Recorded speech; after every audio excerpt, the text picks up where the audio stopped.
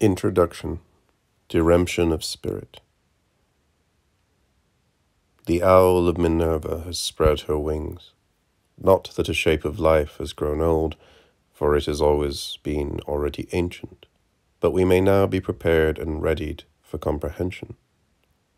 We may now be prepared and readied for philosophy's grey in grey, not for the colour on colour of post-modernity, with its premature celebration of a new epoch for the coming millennium, even if incipient in the old. For our antiquity has yet to see the soaring of soft-plumaged Minerva in her nocturnal figuration. Philosophy's grey in grey was never intended to damage its endeavour, to keep it quiescent, modestly contemplative, servile, or resigned. This subtle array, this grey in grey, would turn hubris not into humility, but into motile configuration. Grey in grey warns against philosophy's pride of Solon, against any prescription or prescription, any imposition of ideals, imaginary communities, or progressive narrations. Instead, the idealizations of philosophy would acknowledge and recognize actuality and not force or fantasize it. They act as the third, the middle, their own effectivity at stake between the potentiality and actuality of the world, and engaging at the point where the two come into a changed relation. Not ex post facto justification, even less a priori rejuvenation, but reconfiguration, oppositional yet vital, something understood. The revolution in the revolutions of 1989 has not destroyed Marxism so much as it has dismantled post-war state socialism. We have been given back the last 200 years, in life and in letters.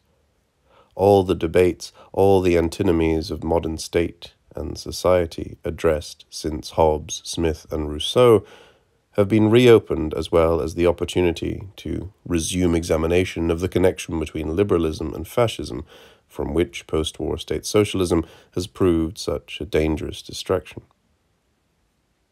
In the light of this unforeseen opportunity, the postmodern judgment that has turned against philosophy in order to cultivate a playful sophistry, replacing knowledge with discourses, critique with plurality, conceptuality with the other, renouncing in general any association with law or with mediation, may well be mistaken. It may find its hasty celebration of overcome Western metaphysics marred by the fissures of still straining contraries, which are neither disbanded nor rendered disarmable by such intellectual velleities. Postmodernity disallows itself any conceptuality or means of comprehension for investigating its own implication and configuration within the broken middle, whereas postmodernity remains dualistic and pits its others against domination. The broken middle is triune. It will investigate the breaks between universal, particular, and singular, in individuals and in institutions. Reconfigurations of this trinity, nevertheless, pervade our common sense as oppositions between inner morality and outer legality, individual autonomy and general heteronomy, active cognition and imposed norm. Made anxious by such inscrutable disjunctions, we invariably attempt to mend them, as will become evident, with love, forced or fantasized into the state. In this work, the middle, in all its equivocation, will appear and reappear as it is found in authorships where it is taken out of the concept and named violence, which is then repeated and represented as ancient, in place of the political history which would come to know why love forced into the state has become ancient. The phenomenological reconstruction of these deconceptualizations and displacements as they appear is attempted here. The current reaction against philosophy reenacts the earlier reaction, coterminous with the founding of modernity, according to which philosophy after Kant was superseded by social theory. This supersession was a response to the fourfold differentiation of the meaning of law in Kant, between the laws of necessity and the laws of freedom, and between the realm of legality and the realm of morality. It resulted in the fateful diremption between the conceiving of law as regularity, as positive, and the conceiving of ethics, the ought and the good. The social theory and the philosophy which emerge from this direction always attempt a forced reconciliation of that which they have made residual by their exclusive accentuation.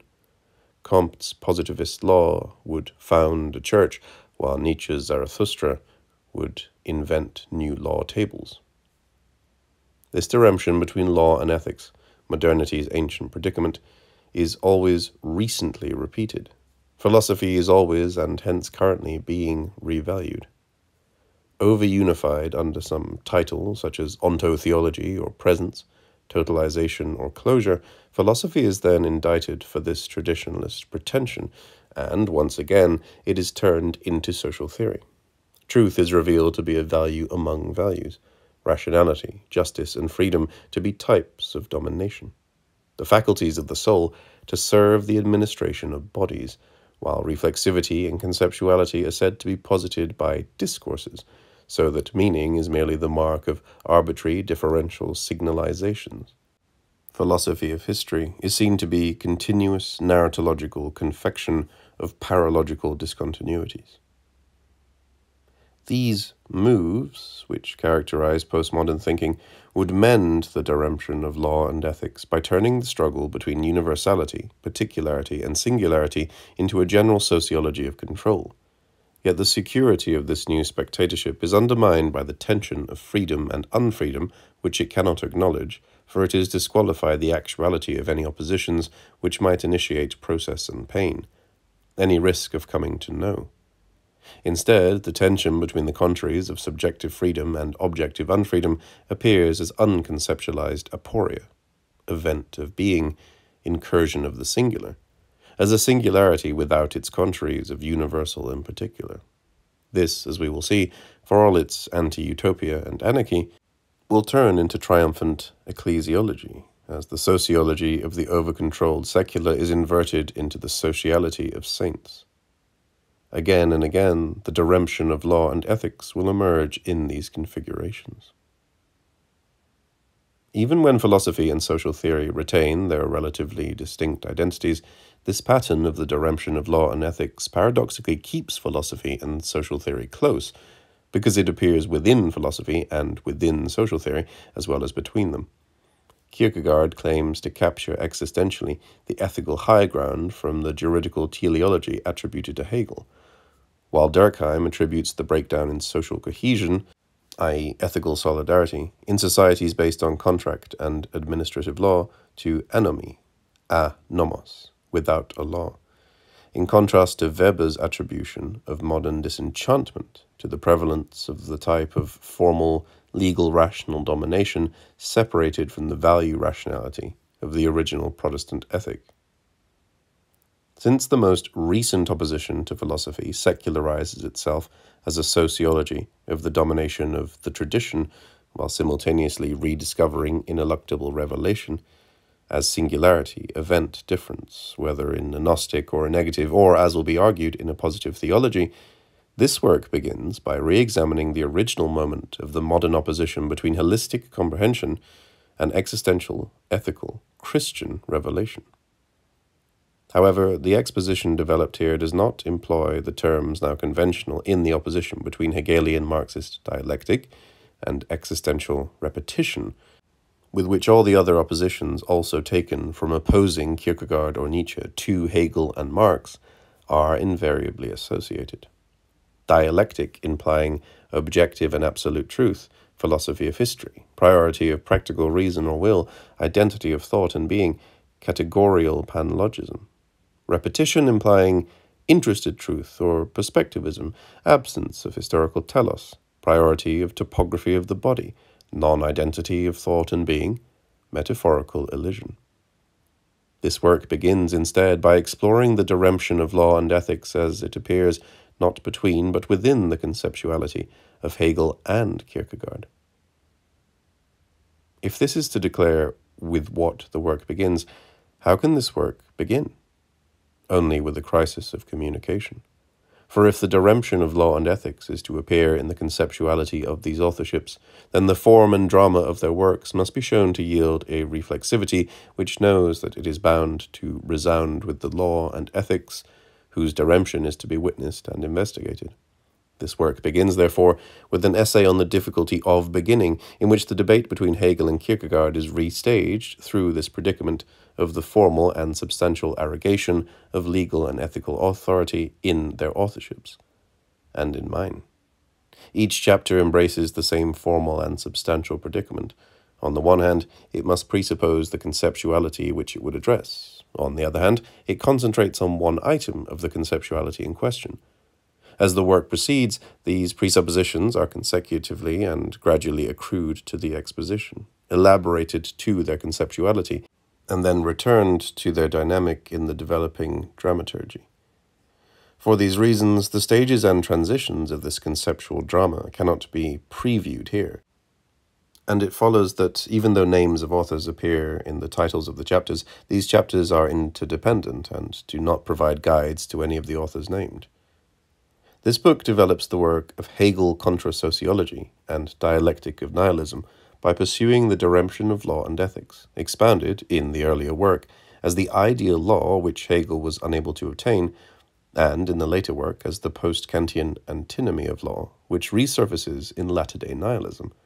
For if in Hegel contra sociology it was argued that Hegel could not expound a law which is not posited, for Antigone's law had no concept, and positing modern law has no intuition, in Dialectic of Nihilism, the declared antinomianism of post-structuralism was expounded as a series of regresses to identifiable types or epochs of legal form, and this paradox was discovered to be continuous with the difficulty in the conceiving of law since Kant.